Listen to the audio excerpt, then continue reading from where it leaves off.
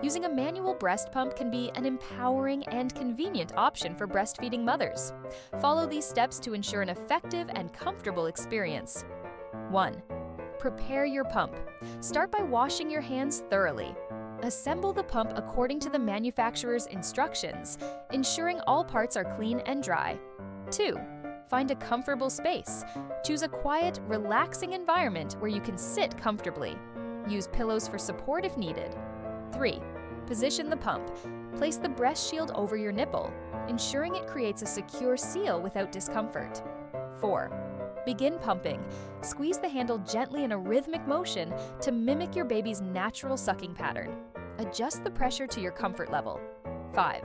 Switch sides, alternate breasts every 10 to 15 minutes or once milk flow slows. 6. Store milk safely.